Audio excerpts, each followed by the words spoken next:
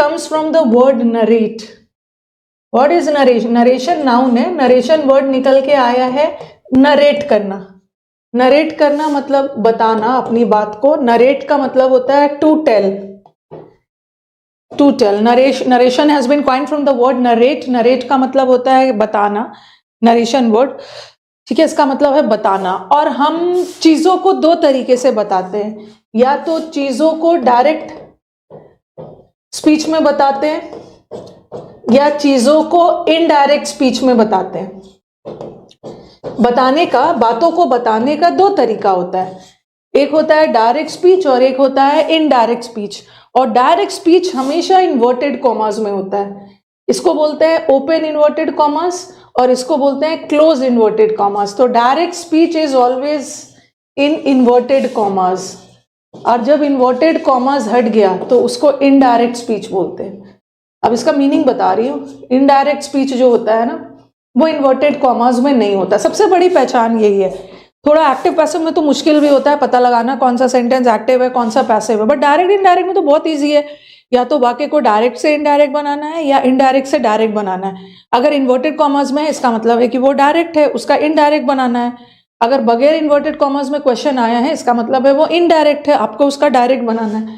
तो इनडायरेक्टेड स्पीच ना, not in inverted commas, ये कभी भी इन्वर्टेड कॉमास में नहीं होता है.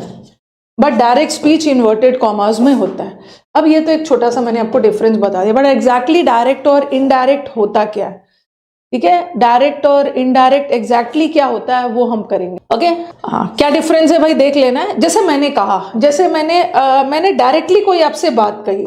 जैसे मैंने लिखा ही, ऐसा लिखा ही सेड, ही ने कहा आई एम बिजी.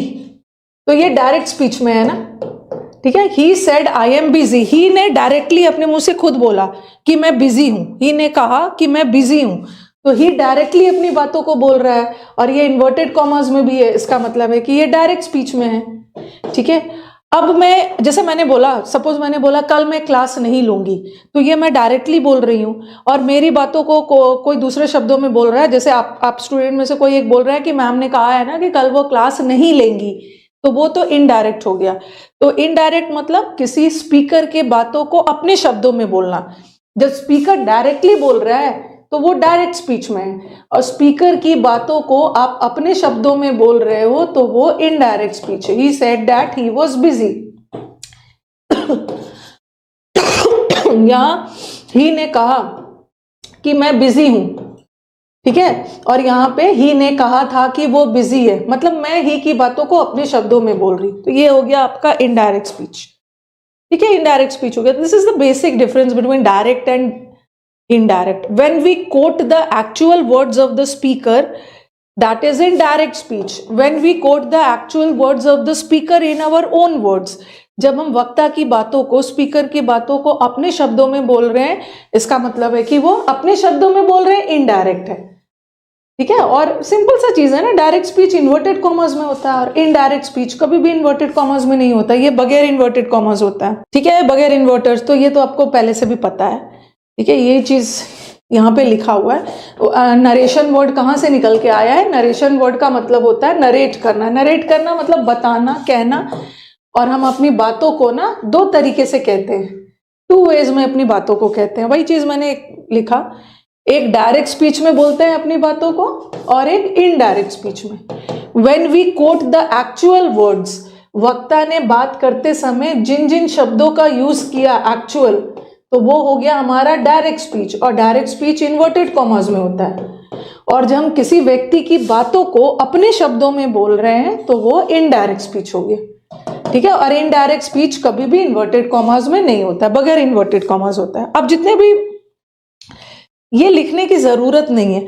आप लोग के साथ प्रॉब्लम क्या है ना, आप लोग के साथ प्रॉब्लम क्या है कि आप लोग सब चीजें को लिखते रहते हो. इसको लिखने की क्या जरूरत है? सिंपल सा पेनड्राइव. ये थोड़ी ऐसा क्वेश्चन आएगा कि डायरेक्ट स्पीच क्या होता है, इनडायरेक्ट क्या होता है, 5 नंबर का क्वेश्चन आएगा, सब छापना शुरू कर दो. ये सब लिखने की क्या जरूरत है? ओके छापना ये सब लिखने की जरूरत नहीं है, बस अपने दिमाग में कुछ फिट करो ना। डायरेक्ट स्पीच इन्वर्टेड कॉमर्स में, इनडायरेक्ट स्पीच बगैर इन्वर्टेड कॉमर्स है। डायरेक्ट स्पीच मतलब डायरेक्टली वक्ता बोल रहा है और ये वक्ता की बातों को आप अपने शब्दों में बोल रहे हो, इनडायरेक्ट है, ये लिखने की जरूरत ही नहीं है। आप देखते होगे जितने भी हमारे नॉवेल्स वगैरह होते हैं ना, खास करके नॉवेल्स वगैरह, उपन्यास और ड्रामा में क्या होता है, ड्रामा में दो लोगों के बीच का डायलॉग होता है। तो जनरली हमारा ड्रामास डायरेक्ट स्पीच में होता है, डायरेक्ट स्पीच में होता है ड्रामास वगैरह। ओके, दो लोगों के बीच का वार्तालाप हो रहा है। और जितने भी हमारे नॉवेल्स वगैरह है जिसमें घटना हो चुकी है, हम कुछ रिपोर्ट कर रहे हैं, तो वो इनडायरेक्ट स्पीच में। खास करके न्यूज़पेपर में भी आप देखोगे, न्यूज़पेपर में भी जितने सेंटेंसेस दिए रहते हैं वो सब इनडायरेक्ट में ही हो गया। वो घटना हो चुकी है, ठीक है, वो घटना हो चुकी है और आप उसका रिपोर्टिंग कर रहे हो अपने शब्दों में, अपने शब्दों में। और कभी कभी क्या होता है,